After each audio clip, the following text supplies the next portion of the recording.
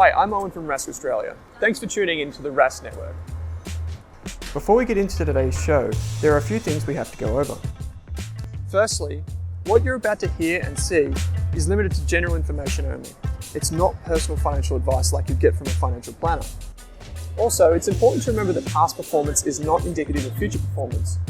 That means that anything that's happened in the past, or we say today, is not necessarily going to reflect what happens in the future. Lastly, please consider that any of the guests or myself are featuring on this program may have a financial interest in some of the products or shares mentioned. That's enough from me. I hope you enjoyed today's program. G'day, welcome to the Australian Property Podcast. We're on a mission to be the most trusted property podcast in Australia. I'm Pete Wargent, finance author and buyer's agent, and today I'm joined by Amy Lunardi. I'm also a buyer's agent. Welcome, Amy. It's great to have you on. So today we're going to talk about investment grade property, and we're going to answer, to cut a long story short, what the heck is it? Nobody knows. It's one of those nebulous terms that gets thrown around a lot. So today we're going to try and discuss what we think it means. And we did have a chat about this prior and said, Pete, what's your definition of this?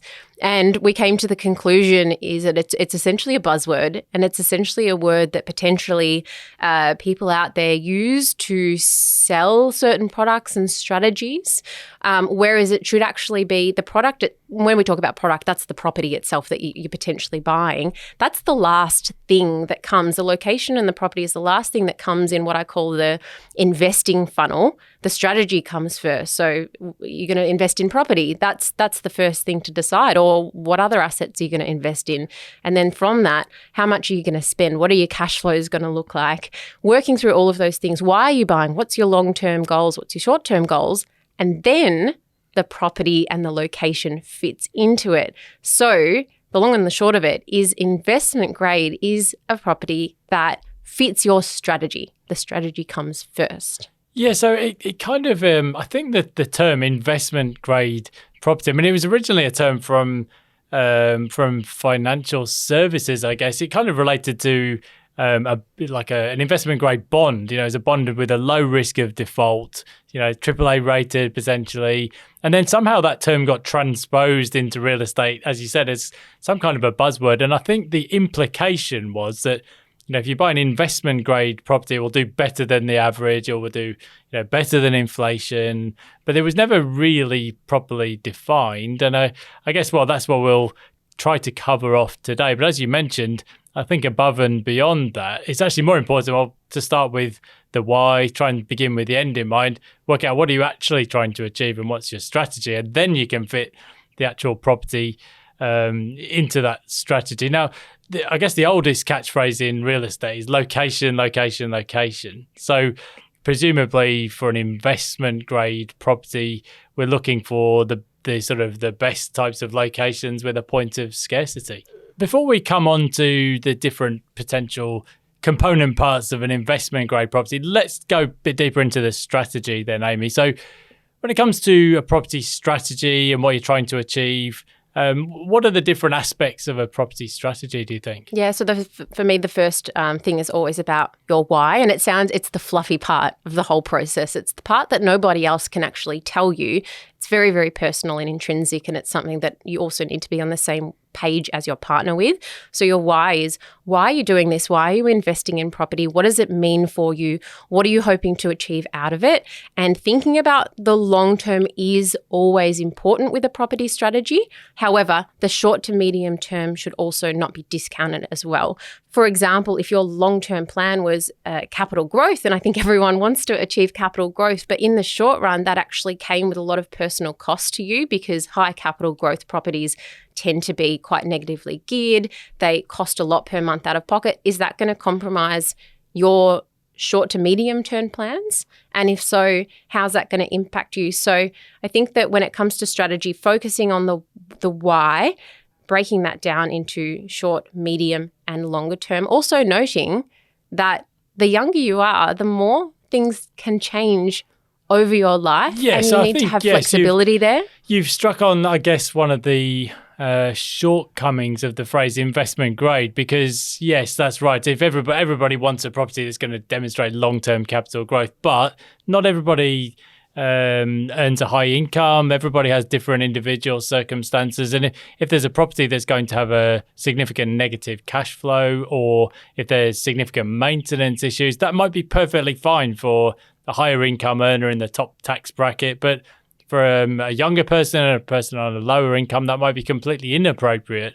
Or if you'd purchased with a high growth strategy when interest rates were low, and all of a sudden that mortgage is now costing you double per month and you can't afford to hold on to that property, you're then forced to sell that property before the time is right to liquefy it. But perhaps the market is not the right time, or you've gone and spent all of this money on stamp duty and cash flows and you're breaking even, and then you're actually taking a step backwards. So high growth isn't going to suit everyone. So coming back to what's my strategy, and then an investment grade property needs to meet that strategy. Yes, and as you kind of touched on there, I think in many ways the world is more fluid these days. You know, statistically, people are likely to have more than one de facto relationship. People change jobs more often than before.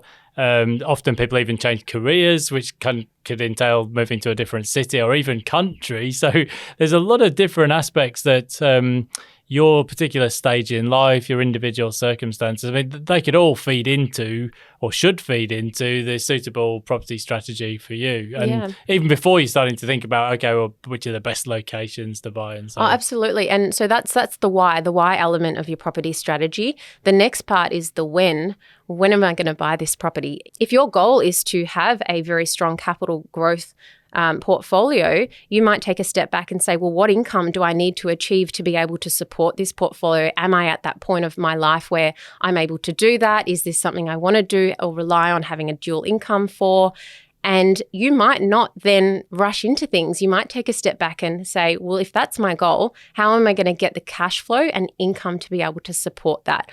Or if that's not on my short-term horizon, how will I then look at different kinds of assets, perhaps ones that are a bit more modest in terms of capital growth, but they do provide stronger cash flow, so you can hold on to that property for longer, and then time is your friend. There's so many different ways to tackle it, but always just coming back to the why and the when, and then we can focus on the what, and then we can talk about, okay, well, what does an investment grade property look like in terms of location and dwelling suitable to your strategy? For you, yes. For you, specifically for you, because what is investment grade for you won't be the same for another person. That's an important point, I think, because too often I think people start with the product or the property, yes, absolutely. Instead of thinking, but why am I doing this? Yeah. And that's so we see this all the time. People buy because their friends are, they buy because their parents are telling them they should. There's lots of they've heard about a hotspot. Reasons. Yes, they've watched a YouTube webinar.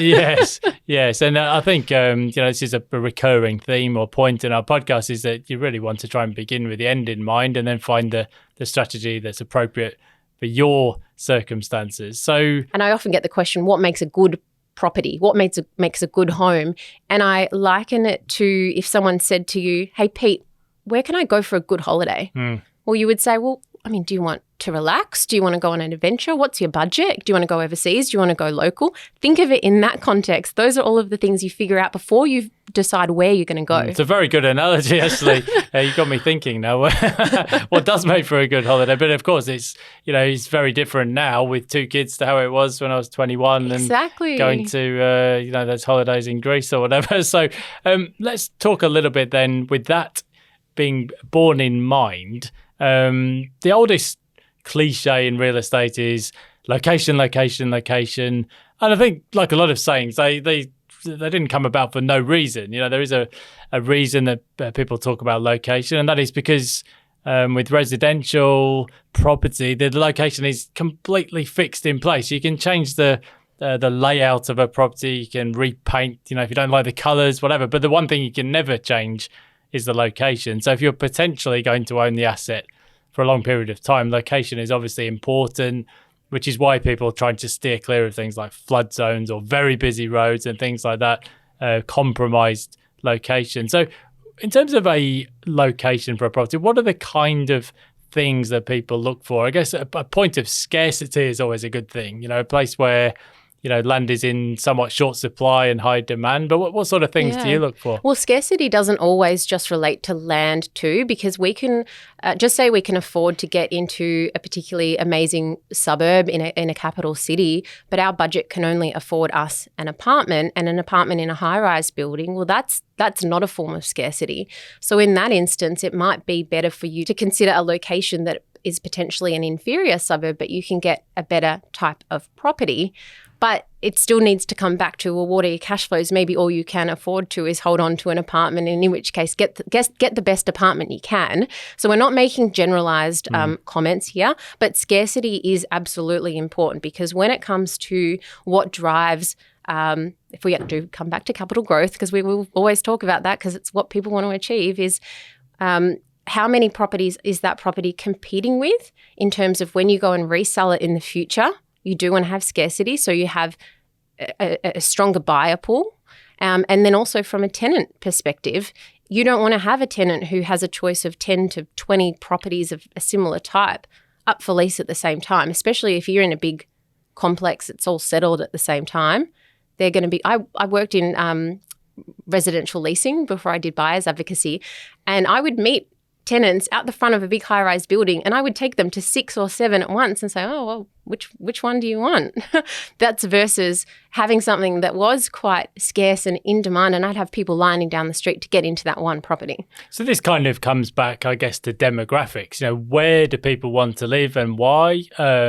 Good school zones increasingly, sort of burgeoning capital cities. A good school zone is very important to family buyers. So but I think, even beyond that, it's, what type of people are moving to a location, what kind of incomes are they earning, is the location gentrifying or improving, all of those sorts of things.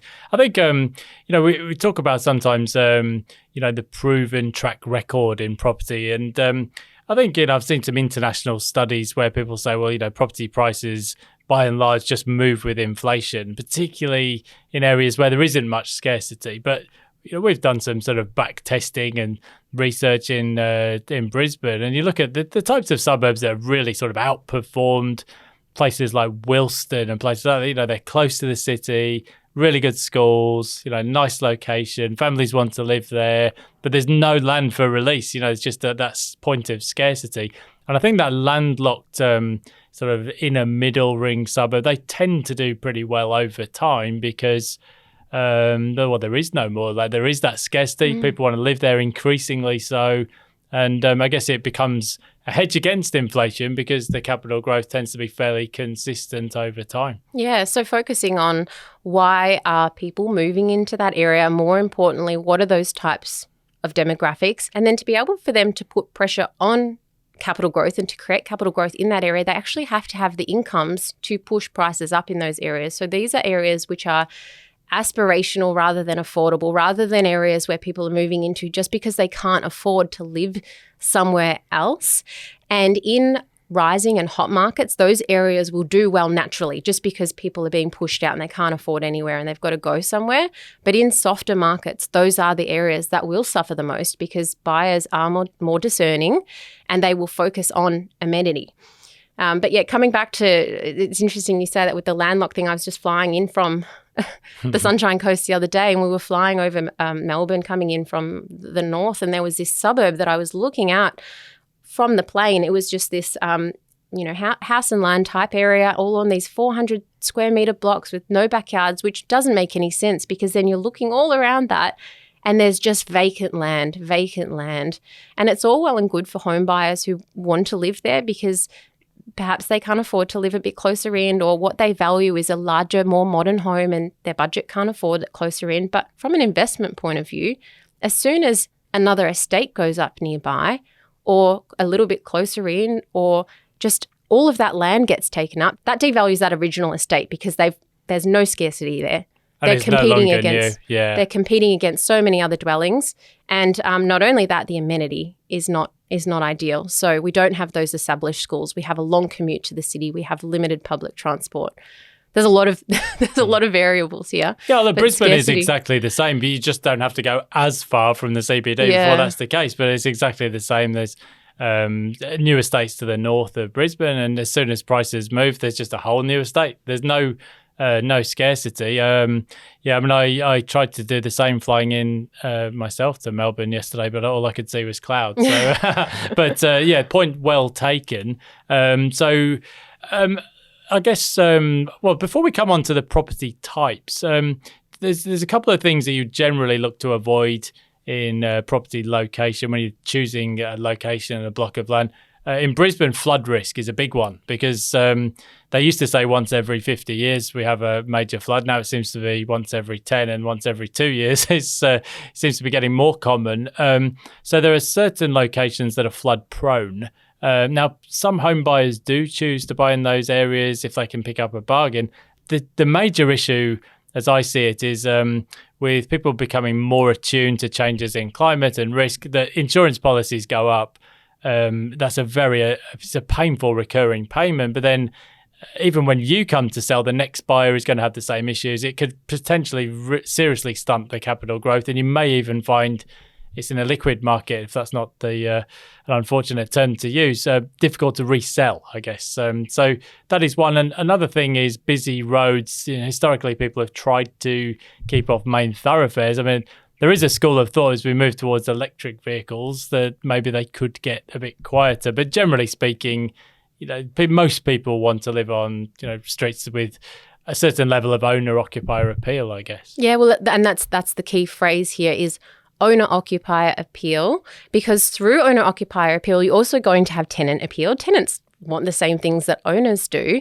But when it comes to selling that property in the future, you want to have as broad of a buyer pool as possible. So if there's any major detractor to that property or that location, which is going to eliminate buyers from your buyer pool. For example, if you did a poll, how many people would be comfortable buying in a flood zone? How many people would be comfortable buying on the main road? There will still be people who are happy to do it, some at a discounted price, but certain people who will say absolutely not.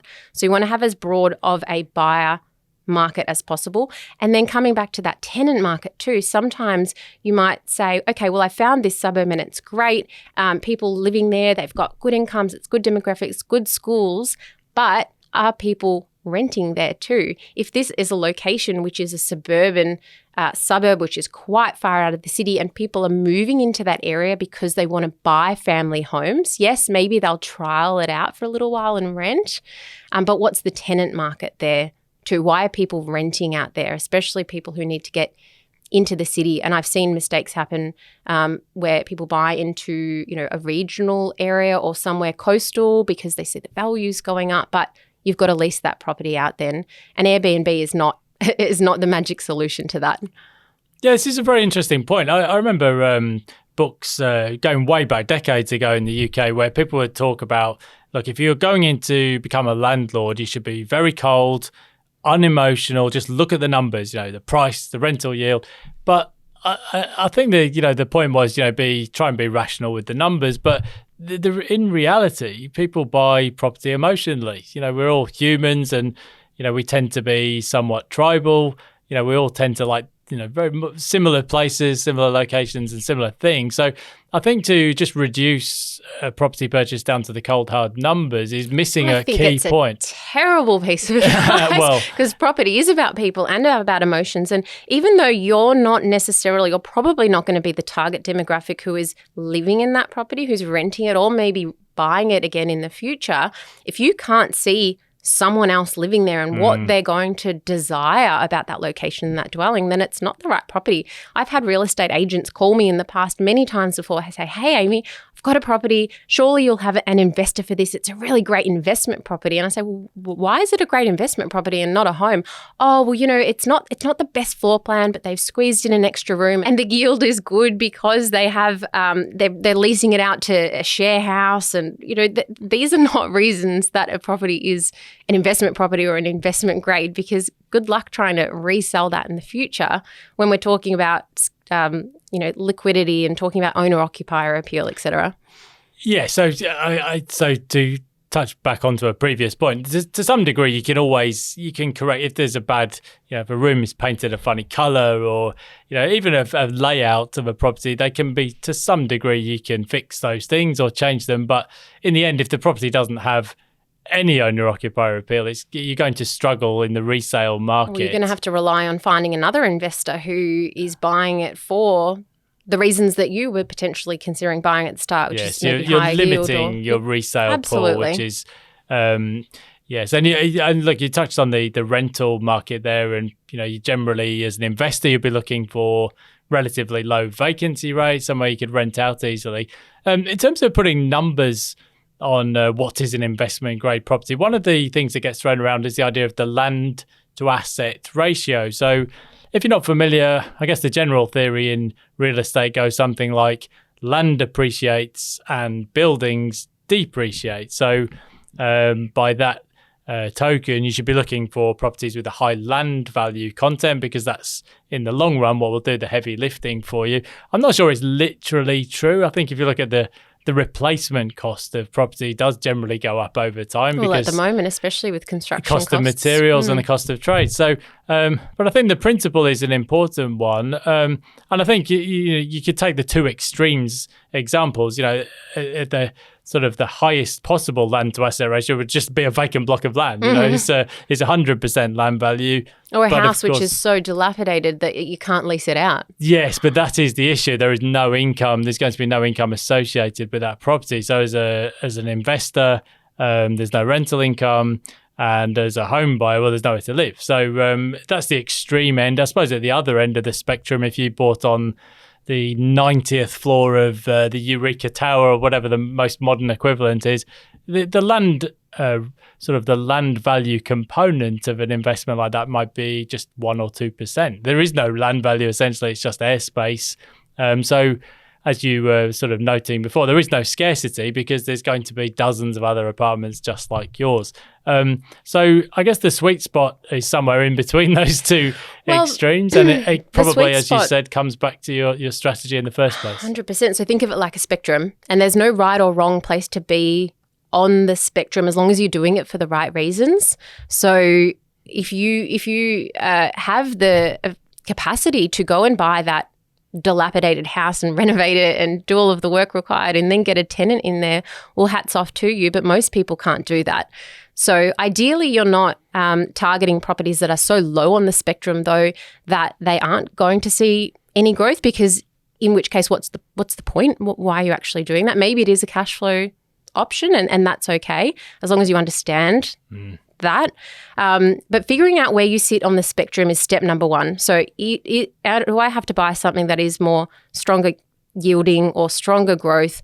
Where do I sit there? And then go and find a location and a dwelling that suits that strategy. I think the issue that I've seen over the past 20 years or so with going at that sort of very cheap end of the market is that if you're buying a property way out on the city fringe in a small capital city or regional area, if the property's worth, let's say, a couple of $100,000 or a bit more, and the land value is very, very low, let's say for the sake of argument, 50 or 100,000, even if you get 10 or 20% capital growth on that land value, it's just not going to move the needle. And then one repair cost comes along, or you have an issue with the tenant, and all of that capital growth gets wiped out. I think the sort of a balanced type of investment might be sort of half land value and half building value. Yeah.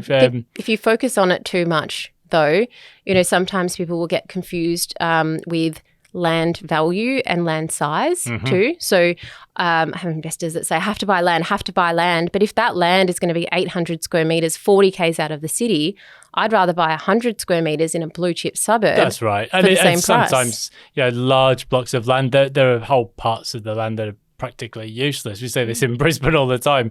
The block size might be 600, but if you can't use 250 of it, then it may not be as useful. But as you mentioned, the most valuable real estate in Australia, and getting close to in the world, is in Paddington in Sydney, where you can get blocks that are 80 square metres. Exactly. But properties selling in the millions. So, well, I'm on 140 square metres in inner city Melbourne, and to get an extra 50 square metres in my suburb is significantly more expensive than to get an extra 50 square metres if you're out in the suburbs where it almost means nothing to you in terms of adding extra space. Which comes back to your point on scarcity. There is no more land in Paddington, sadly, for those of us who are not in that market. And there are similar suburbs in Melbourne that you'd probably point to, the Brunswicks or those kind of areas that are close to the city where there is no more land for release, and that therefore the point of scarcity. The key point here, I think, is coming back to your own strategy. Now, some of the things that we think are not related to what is an investment grade property. Now, we often see sort of white knight advisors recommending that people buy certain products where often they're driven by the commission rather than getting the best outcome for the client. Things like good tax outcomes are often bandied around, high depreciation, which may sort of help your tax return, but not much point in buying a depreciating asset. Well, saving tax isn't a strategy, is it? It's just, yes, it's you're an buying a outcome property, exactly, rather than a strategy. You're spending $1 to save, say 60, 70 cents. That's a side benefit, or it's a side outcome. It's not the goal.